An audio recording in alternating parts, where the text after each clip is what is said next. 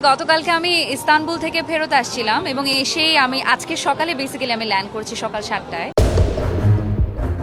Israel ও যুক্তরাষ্ট্রের আকস্মিক হামলায় মধ্যপ্রাচ্যের আকাশপথে বিমান চলাচল বন্ধ হয়ে যাওয়ায় বিপাকে পড়েছেন ঢালিউড নায়িকা নুসরাত ফারিয়া। তুরস্ক থেকে দুবাই যেতে পারলেন না, ফিরলেন ঢাকায়। তুরস্কের ইস্তাম্বুল থেকে দুবাই যাওয়ার কথা থাকলেও উদ্ভূত পরিস্থিতির কারণে সেখানে আটকা পড়েন তিনি। পরে দীর্ঘ অনিশ্চয়তা ও উদ্বেগজনক সময় পার করে অবশেষে দেশের উদ্দেশ্যে রওনা হয়েছেন এই অভিনেত্রী।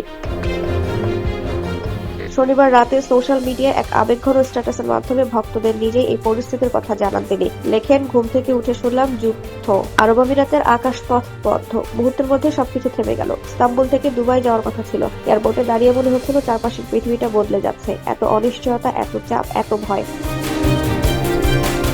এই সংকটের মুহূর্তে ইস্তাম্বুলে অবস্থানরত বন্ধু ও তাদের পরিবারের প্রতি কৃতজ্ঞতা প্রকাশ করেছেন ফারিয়া। চরম বিশৃঙ্খলার মাঝেও তারা যেভাবে ফারিয়ার নিরাপত্তা নিশ্চিত করেছেন এবং বারবার খোঁজ নিয়েছেন তা তাকে ভেঙে পড়তে দেয়নি বলে জানান অভিনেত্রী। বর্তমানে তিনি প্লেনে চড়ে ঢাকার পথে রয়েছেন। পোস্টে বিশ্বজুড়ে শান্তি কামনার পাশাপাশি সৃষ্টিকর্তা ও শুভাকাঙ্ক্ষীদের প্রতি কৃতজ্ঞতা প্রকাশ করেন।